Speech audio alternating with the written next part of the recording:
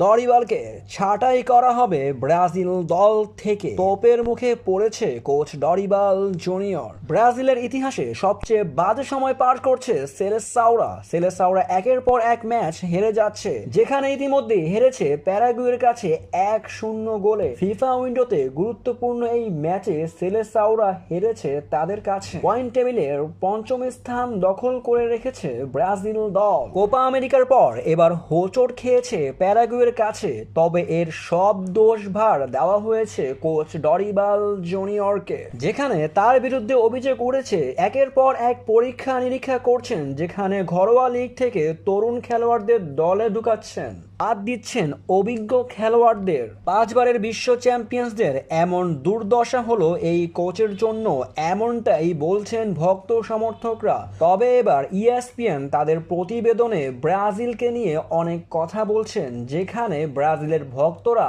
কোচকেই দুষছেন।